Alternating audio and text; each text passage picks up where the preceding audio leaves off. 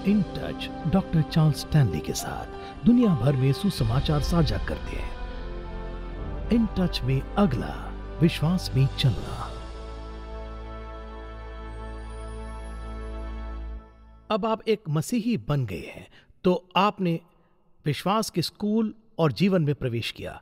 इफिसियों के अध्याय 2:8 और 9 में पवित्र शास्त्र ये बताती है, क्योंकि विश्वास के द्वारा अनुग्रह ही से उद्धार हुआ, यह तुम्हारी ओर से नहीं, परमेश्वर का दान है, कामों के द्वारा नहीं, ऐसा न हो कि कोई घमंड करे। कहता है इसलिए विश्वास से धर्मी ठहराए जाने के कारण हमें प्रभु के साथ मेल मिलाप है। कहता है हम विश्वास से पवित्र हैं, यानी हम विश्वास से चलते हैं, विश्वास से जीते हैं। मसीही जीवन विश्वास का जीवन है, अर्थात यह एक ऐसा जीवन है जिसमें हमें इस तथ्य पर भरोसा है कि प्रभु जो इस ब्रह्मांड का संप्रभु है वो ठीक वही करेगा जो वो कहता है कि वह करेगा, और यह कि वह अपने द्वारा किए गए हर एक वादे को पूरा करेगा। अब हम कैसे चलते हैं? उदाहरण के लिए हम कभी कभी ठोकर खाएंगे सकारात्मक रूप से और आगे बढ़ेंगे, हम पढ़ेंगे, लड़खड़ाएंगे, गिरेंगे, सोचेंगे परमेश्वर ऐसा क्यों नहीं है, यह बिल्कुल सही क्यों नहीं आ रहा है, ऐसा क्यों है, मैं यहाँ आप पर भरोसा करूँ, अगली बार मुझे पता चला कि मैंने यहाँ आपकी आज्ञाओं का पालन नहीं किया, तो मुझे प्रोत्साहन के एक शब्द के रूप में सीधे सामने कहना चाहिए। एक ऊपर की ओर सीधी रेखा नहीं है, किसी व्यक्ति के विश्वास का विकास होता है और फिर हम कई बार ठोकर खाते हैं और ऊपर, और फिर हम कई बार लड़खड़ाते हैं और कई बार भरोसा असफल हो जाते हैं। और इसी तरह यह जीवन मसीह जीवन की शुरुआत में होता है और कई लोगों के लिए यह हर समय ऐसा ही प्रतीत होता है, लेकिन यह वह नहीं है जो परमेश्वर का इरादा था। उनका इरादा भले ही हमारे पास वे उतार चढ़ाव हो, ये ठीक है जब तक हम अभी भी अपने विश्वास में प्रगति कर रहे हैं। और वचन के पात्रों में से एक जो सबसे अच्छा वर्णन करता है वह है सकारात्मक चलना। वह समय जब सब कुछ सही है और परमेश्वर पर भरोसा करना, कई बार विफलताएं, यह अब्राहम का उदाहरण है और उसे विश्वास का पिता कहा जाता है। इसलिए मैं चाहता हूं कि आप उत्पत्ति की पुस्तक के 12वें अध्याय की ओर मुड़े और आप ध्यान दें कि वह इसे कैसे शुरू करता है। जो मैं आपको दिखाना चाहता है कि वह पूरी तरह से मूर्ति पूजक संस्कृति में रहता था। वह दुनिया में उस ईश्वर के बारे में कुछ नहीं जानता था जिसके बारे में आप और मैं जानते हैं। देखिए क्या होता, अध्याय 12 वचन 1। तब यहोवा ने अब्राहम से कहा, जैसा कि उसका पहला नाम, वे उसको कहते हैं, अपने देश और अपने कुटुंबियों और अपने पिता के घराने से निकलकर उस देश को जो मैं तुझे दिखाऊंगा चला जा, और मैं तुझसे एक बड़ी जाति बनाऊंगा। मैं तुझे आशीष दूंगा और तेरे नाम को बड़ा करूंगा, और इस प्रकार तू दूसरों के लिए आशीष ठहरेगा। और जो तुझे आशीर्वाद दे उनको मैं आशीष दूंगा, और जो तुझे शाप दे उसे मैं शाप दूंगा। और पृथ्वी के सब कुल तुम में आशीष पाएंगे, क्योंकि इसहाक और फिर यहूदा और यहूदा के गोत्र से होकर मसीहा आया। तब अब्राहम यहोवा के उस वचन के अनुसार निकला जो उसने उससे कहा था, और लूत उसके साथ चला गया। जब अब्राम हारान से चला गया तब वह 75 वर्ष का था। अब्राम ने अपनी पत्नी सारे और अपने भतीजी लूत को और जो कुछ उन्होंने इकट्ठा किया था और जो कुछ उन्होंने हारान में अर्जित किया था उन सबों को लेकर कनान देश के लिए कूच किया। इस प्रकार वे कनान देश में गए। अब्राहम उस देश में से होते हुए शकेम के स्थान तक और मोरे के बांज वृक्ष पहुंचा। अब कनानी वहां उस भूमि में था। यहोवा ने अब्राहम को दर्शन देकर कहा, यह देश मैं तेरे वंश को दूंगा। सो उसने वहां यहोवा के लिए एक वेदी बनाई जो उसे दिखाई दिया था। अब मैं चाहता हूं कि आप पहले पद पर वापस जाएं। सुनिए कितनी बार परमेश्वर ने कहा मैं करूंगा।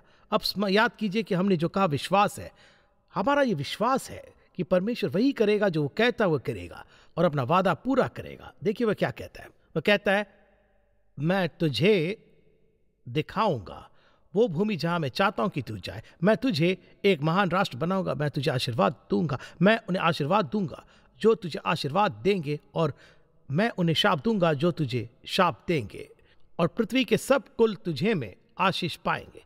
प्रभु ने अब्राहम से मूर्ति पूजक समाज में बात की। वह यहोवा के बारे में कुछ नहीं जानता था। यहोवा के बारे में कुछ नहीं जानता जो परमेश्वर के अन्य नाम है। उस परमेश्वर के बारे में कुछ भी नहीं जानता और प्रभु ने उससे बात की। आप इसे ध्यान से सुनिए। जब कोई आपसे पूछता है क्या परमेश्वर ने कभी आपसे बात की है, वैसे आपको इसके ईमानदारी से जवाब देने की जरूरत है। सच तो यह कि हाँ उसके पास है, क्योंकि यह उसकी इच्छा और उद्देश्य है और उसके हर एक बच्चे से बात करने की योजना है, चाहे वे कहीं भी हो। इसलिए यीशु ने अपने शिष्यों को महान आज्ञा दी, सारी पृथ्वी में और प्रत्येक व्यक्ति को सुसमाचार प्रचार करो। और इसलिए परमेश्वर अभी भी बोलने की प्रक्रिया में है। और इसलिए जब आप अब्राहम के जीवन को देखते हैं और प्रभु ने उसके साथ कैसा व्यवहार किया है, यह विश्वास की चाल है जिस क्षण आपने यीशु मसीह पर अपने उद्धारक के रूप में भरोसा किया, अपने विश्वास के जीवन में पहला कदम उठाया। और जब आपने ऐसा किया तो प्रभु ने आपको विश्वास की पाठशाला में नामांकित कर दिया, क्योंकि उस समय से आप और मैं, जिस क्षण से हम बचाए गए थे, मैं 12 वर्ष का था, आप 12, 10, 50 के रहे होंगे, चाहे कुछ भी हो, उस समय से आप और मैं विश्वास के स्कूल में नामांकित है, क्योंकि यही हमारे लिए परमेश्वर का उद्देश्य है। उसका उद्देश्य है कि हमसे बात करना, मार्गदर्शन करना, नेतृत्व करना, अपना रास्ता दिखाना, हमारे माध्यम से काम करना, जिस तरह से वो उसे लगता है कि वो हमें दिखाना चाहता है, उसका उपयोग करना। ऐसा होने के लिए आपको और मुझे अन्याय होना चाहिए और हमें अपने जीवन के हर पहलू में उस पर भरोसा करना चाहिए। मैं चाहता हूं कि हम इस संदेश के बारे में बात करें। वे ज़रूरतें हैं सर्वशक्तिमान परमेश्वर के साथ विश्वास में चलने के लिए, वे ज़रूरतें। अब विश्वास में चलने के लिए पहली बुनियादी अनिवार्य आवश्यकता है निचली पंक्ति, क्या मुझे परमेश्वर को सुनना सीखना चाहिए। यदि आप नहीं जानते कि उसे कैसे सुनना है तो आप कैसे जानोगे कहाँ जाना है। यदि आप नहीं जानते कि उसे कैसे सुनना है तो इसकी विकसित नहीं किया जा सकता, तो आप कहीं भी नहीं जान पाएंगे कि परमेश्वर आपसे बात कर रहे हैं या नहीं। और इसलिए तब आपको बस ये अनुमान लगाना हो कि शायद प्रभु ने ये कहा या ऐसा कहा। प्रभु अभी भी लोगों से व्यक्तिगत रूप से बात कर रहे हैं। अब क्योंकि कोई कहता है प्रभु ने मुझसे कहा, इसका मतलब यह नहीं है कि यह सच है, क्योंकि कई बार लोग कहेंगे कि प्रभु ने मुझे ऐसा करने के लिए कहा था, जब ये ऐसा कुछ है जो प्रभु के स्वभाव और गुणों के बिल्कुल विपरीत है। वह बोलता है, वह स्पष्ट बोलता है और वह लगातार बोलता है कि उसने क्या कहा और बाइबल क्या है। यह मनुष्यों के बीच परमेश्वर और उसके कार्य का लिखित प्रकाशन है। यही है जो है। जब आप अब्राहम के पास आते हो और परमेश्वर ने उससे कहा, मैं चाहता हूं कि आप अपना देश छोड़कर उस देश में जाओ जिसे मैं तुम्हें दिखाऊंगा, उसने उससे बात की। और मैं चाहता हूं कि आप पवित्र शास्त्र के इस अंश में देखें कि प्रभु ने अपने जीवन में कैसे कार्य किया। लेकिन उन्होंने इस बुनियादी सरल सिद्धांत के साथ शुरुआत की, आपको उनकी आवाज़ सुनना सीखना होगा, आपको उनकी बात सुनना सीखना होगा। शायद कहते हो, अच्छा अब ये कैसे काम करता है। मैं आपको एक उदाहरण देता हूँ, सबसे ताज़ा उदाहरण। कल मैं एक किताब पढ़ रहा था जो 50 साल से मेरे पास है। यह मसीह के बारे में है और मैं वह कैसे कार्य करता है। और जितनी देर मैं इसे पढ़ता हूँ, मैं उस अध्याय का लगभग 2/3 हिस्सा पढ़ता हूँ। जितनी देर में पढ़ता हूँ उतना ही लंबा, जितना अधिक मैं जानता हूँ कि मैं जारी रखता हूँ, मैं लंबे समय तक नहीं पढ़ सकता, क्योंकि प्रभु मुझसे बहुत विशिष्ट बात कह रहे थे जिसे मुझे सुनने की आवश्यकता थी। और इसलिए मैं पढ़ता रहा और जैसे प्रभु ने कहा, किताब बंद करो और अपने घुटनों पर बैठ जाओ। मुझे पता था कि ये बहुत खास बात कह रहे हैं। अब इसे देखिए, मैं आपको जो देखना चाहता हूं वो ये है, वह इतना ही इच्छुक है जितना कि आपसे बात करने और आपको मेरे या अब्राहम किसी और को दिशा देने के लिए प्रतिबद्ध है। यदि प्रभु आपको ये नहीं बताते कि क्या करना है तो प्रभु आपसे उसकी आज्ञा का पालन करने की अपेक्षा कैसे कर सकते हैं। और यदि आप नहीं सुन रहे तो प्रभु आपका मार्गदर्शन कैसे कर सकते हैं और आपकी अगुवाई कैसे कर सकता है। वे दो चीजें पूरी तरह से अविभाज्य है, परमेश्वर की आज्ञाकारिता और सुनना। आप नहीं कर सकते परमेश्वर को सुनना कि आज्ञा का पालन करना, आप उन दोनों को अलग नहीं कर सकते। यदि आप नहीं सुनते तो नहीं मानोगे, नहीं मानते तो वो क्या कहता है, आप नहीं सुन रहे। यदि आप विश्वास का जीवन जीने जा रहे तो आपको उसकी बात सुनना होगा। दूसरी चीज जो आपको सीखनी चाहिए वो ये है कि आपको उसकी आज्ञा का पालन करना सीखना है। अब हम परीक्षा और भूल के द्वारा विश्वास से चलना सीखते हैं और आपको सुनना सीखना होगा और आपको पालन करना सीखना होगा। और हम कैसे कर सकते हैं? अनाज्ञाकारिता से, असफल होने से, भूल से, और फिर उसकी बातों का उल्लंघन करने की प्रक्रिया में प्रभु हमें दिखाते हैं कि परिणाम क्या है। इसलिए हम दोबारा उसकी बातों का उल्लंघन करने से पहले 2 बार सोचते हैं। इसका मतलब यह नहीं कि जीवन हमेशा आसान और सीधे आगे बढ़ने वाला है, लेकिन यह स्पष्ट करने जा रहा है कि वह हमसे क्या करना चाहता है। और जब हम उसकी आज्ञा का पालन करते हैं तो हम आशीषित होते हैं, क्योंकि उसने जो कहा वो यहाँ है। उसने कहा, मैं तुम्हें एक महान राष्ट्र बनाने जा रहा हूँ, सभी पृथ्वी के सभी राष्ट्र तेरे द्वारा आशीषित होने जा रहे हैं, मैं तुम्हें ये भूमि देने जा रहा हूँ और मैं तुम्हें दिखाऊंगा कि ये भूमि कहाँ है। तो क्या होता है, जब उसने आज्ञा मानी तो परमेश्वर ने उसे आशीष दी। लेकिन एक तीसरा सबक है जो हमें सीखना चाहिए, हमें उस पर निर्भर रहना सीखना है। अगर मुझे वास्तव में उस पर भरोसा है तो मैं उस पर भरोसा रखना है तो मैं सुनने जा रहा हूँ। यदि वास्तव में विश्वास करता हूं तो आज्ञा पालन करता हूं। मुझे एक पल के लिए आज्ञाकारिता के बारे में बात करना है। मैं चाहता हूं कि आप इसे देखिए। मैं आपसे ये एक सवाल पूछता हूं, जब आप सोचते हैं कि यीशु ने अपने शिष्यों से कैसे बात की तो उसने उन्हें कितनी बार अपनी आज्ञा मानने के लिए कहा? कितनी बार?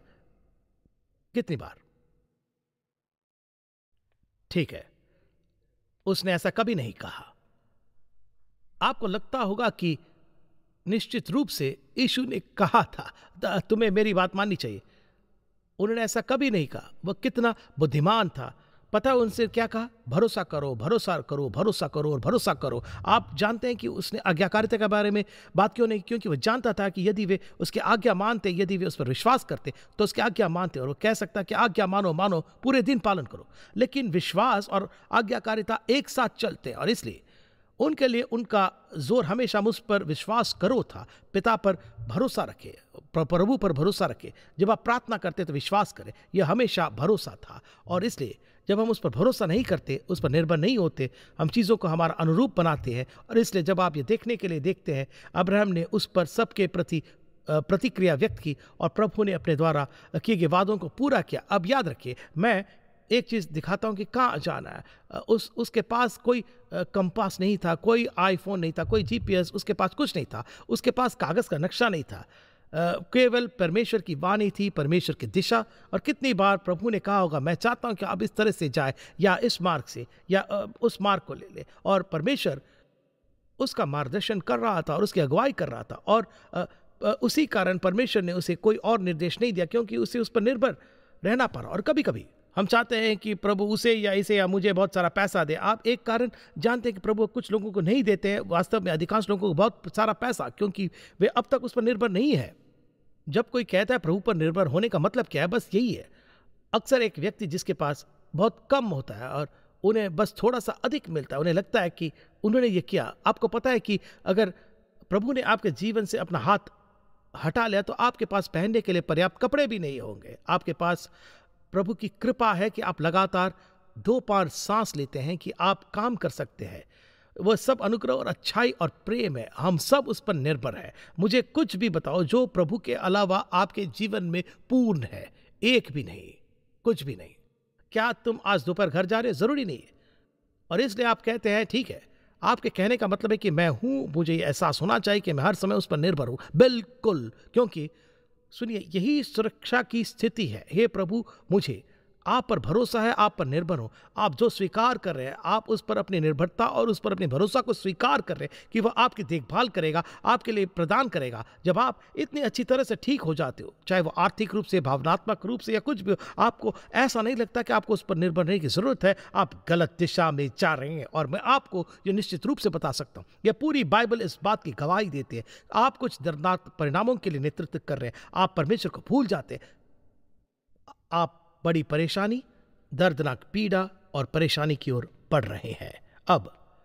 इसलिए लेकिन हमें न केवल उसे बोलना सीखना है, उस पर भरोसा करना है, उसकी बात सुनना है और उसका अनुसरण करना है। जो कुछ वो कहता है, हमें कुछ और भी सीखना है। हमें परमेश्वर की प्रतीक्षा करना सीखना है। यानी मैं आगे जा रहा हूं, विश्वास के मार्ग पर चल रहा हूं, तो मुझे प्रतीक्षा करना है। और वह यशायाह 64 में सबसे अद्भुत प्रतिज्ञाओं में से कहता है, वो जो कहता है से देखिए, परमेश्वर उनके लिए कार्य करता है जो उसकी प्रतीक्षा करते हैं। तो क्या होता है? आप प्रभु पर भरोसा कर रहे हैं, विश्वास की राह पर चल रहे हैं, प्रभु आपको कुछ करने के लिए प्रेरित करते हैं।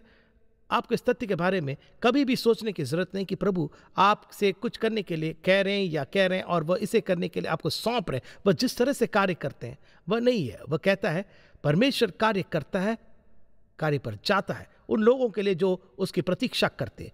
अगर प्रभु आपको कुछ ऐसा करने के लिए कहता है, जो कहता है यही दिशा है, अभी मत हिलो, मुझ पर विश्वास करो, चीज़ों को अपने हाथों में लो, मुझ पर विश्वास करो, रुको, परमेश्वर मेरी ओर से कार्य करता है। यदि आप चाहते हैं कि कोई आपकी ओर से कार्य करे, चाहे वो आपका स्वास्थ्य हो, वित्त हो, या कुछ भी हो, आप किसी ऐसे व्यक्ति को चाहते हैं जो सभी तथ्यों को जानते हो। आप जानते हैं आप किसी ऐसे व्यक्ति को चाहते हो जिसके पास इसे काम करने की सारी शक्ति है, बुद्धि है। केवल एक व्यक्ति है जिसके पास ये सब है, सर्वशक्तिमान परमेश्वर। और कहता है मैं आपकी ओर से कार्य करने के लिए तैयार हूं।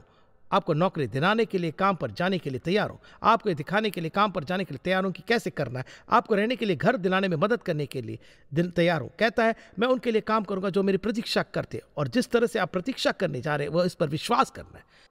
क्योंकि कई बार हम आगे बढ़ने के लिए तैयार रहते हैं और इस अवसर को देखकर सोचते हैं कि बस अपने जीवन में केवल एक बार मैं इसे अपने समय पर पूरा करने के लिए आगे बढ़ा हूं। हर बार बिल्कुल गलत रहा, क्योंकि वह चाहता है कि हम उस पर निर्भर रहना सीखें, उस पर भरोसा करें और उसकी प्रतीक्षा करें।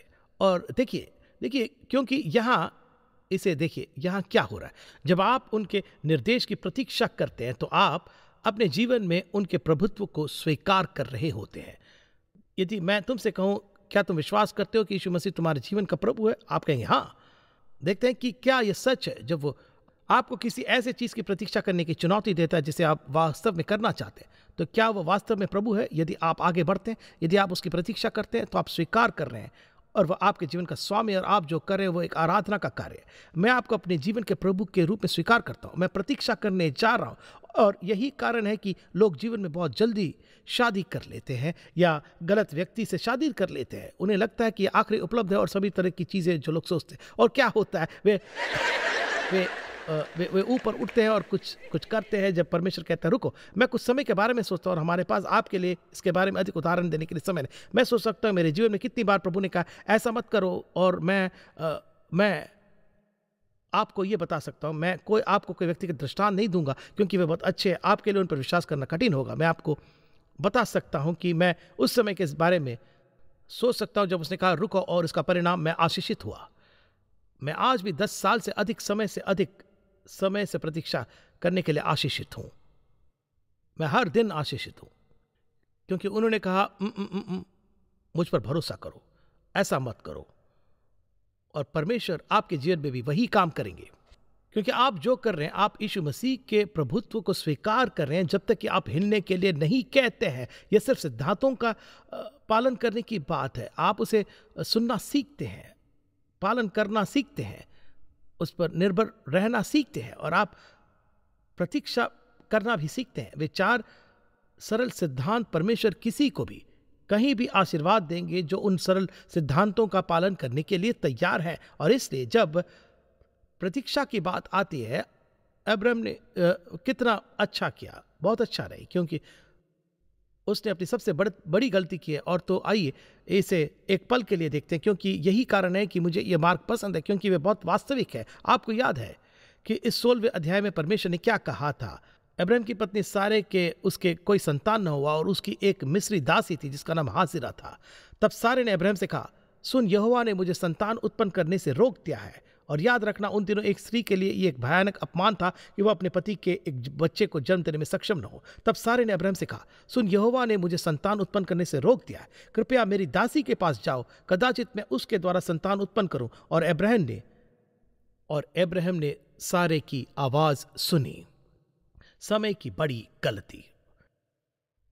प्रभु ने उसे क्या बताया? उन्होंने कहा, मैं जा रहा हूं, मैं यह आपके माध्यम से करने जा रहा हूं। उसके पास इसे करने का एक तरीका था, वह उसे एक बेटा देने जा रहा है, क्योंकि उसने कहा, उसने कहा मेरे बारे में क्या, कि मेरे पास एक बेटा है और एकमात्र व्यक्ति जो इस सब का वारिस होगा, मेरे सहायक, यह व्यक्ति जो है इन सभी वर्षों में मेरे लिए काम किया। प्रभु ने कहा नहीं।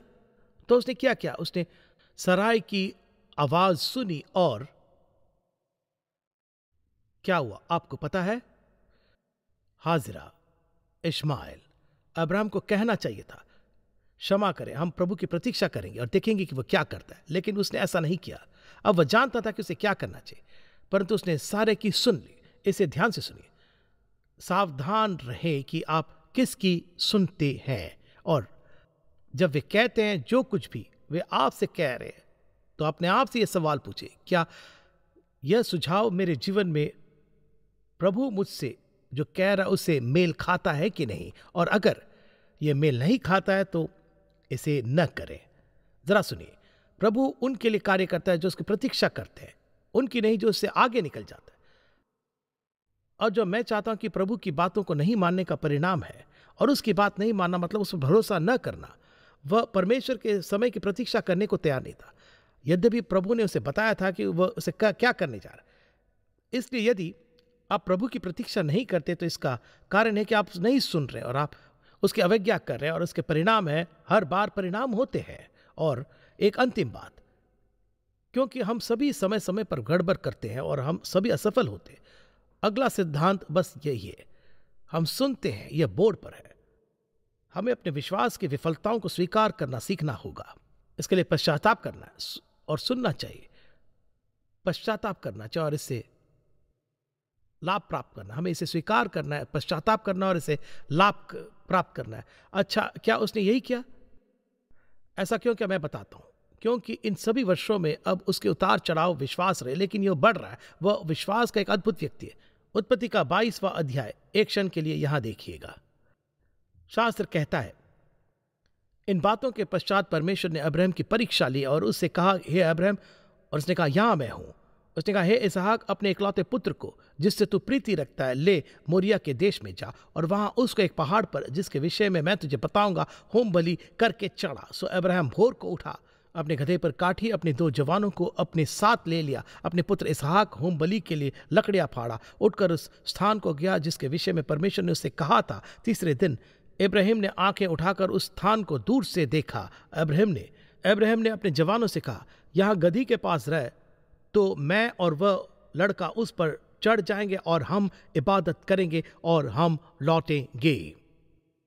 ठीक है, इसका मतलब यह नहीं कि हम हिब्रू में लौटेंगे, हम आराधना करेंगे। बात यह है कि हम न केवल आराधना करेंगे बल्कि हम लौट भी आएंगे। अब यहाँ उनके विश्वास की अंतिम परीक्षा है। इसके साथ संघर्ष करते हुए वह वापस कहाँ से आया था, परमेश्वर उसे क्या करने के लिए कह रहे थे, और वह अपनी गलती कर रहा था, लेकिन वह बढ़ रहा था। और पर प्रभु ने कहा, यहाँ मैं चाहता हूँ कि तुम क्या करो, मैं चाहता हूँ कि आप इस बेटे को ले जाए, आपका इकलौता बेटा, वह जो उसका प्रिय था, सिर्फ एक लड़का था जिसे वह प्यार करता है, तो उसने वहां डाल दिया। और मैं चाहता हूं कि आप उसे बलि में चढ़ाओ।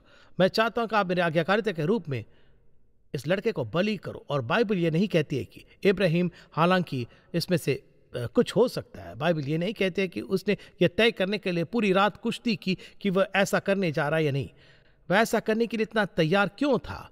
क्योंकि उसका विश्वास उसके जीवन में चरम पर पहुंच गया था। वह उस सबसे अमूल्य वस्तु की कीमत पर भी, जिसकी वह कल्पना कर सकता था, प्रभु की आज्ञा मानने के लिए तैयार था। ध्यान दीजिएगा, गौर से देखिए, यहां न केवल उसके बेटे की मौत होगी, उन सभी वादों का क्या जो परमेश्वर ने किए थे, पृथ्वी के सभी राष्ट्रों के बारे में वे आशीषित होने जा रहे। वह जानता था कि इश्माएल के माध्यम से तो नहीं होने वाला। यह कैसे हो सकता है अगर प्रभु चाहते हैं कि वह अपने बेटे को बलि चढ़ाए? लेकिन उन्होंने उस पर भरोसा किया। जानता था कि यदि वह खंजर को उसके पुत्र के हृदय के पास लगा और प्रभु ने उसे रोक दिया, यदि उसने उसे मार डाला होता तो प्रभु उसे मरे हुए में से जिला था। इसलिए वह इतना आज्ञाकारी था। अब प्रभु ने उसे ऐसा करने के लिए नहीं कहा ताकि प्रभु पता लगाए कि वह करेगा या नहीं। उसने ऐसा इसलिए किया क्योंकि वह चाहता था कि अब्राहम जांच करे और जान ले कि वह कितना आज्ञाकारी है। प्रभु जानता था। क्या आप मुझ पर भरोसा करने के लिए तैयार हैं? जब आप जीवन में किसी चीज से सबसे ज्यादा प्यार करते हैं, क्या आप इसे देने के लिए तैयार हैं?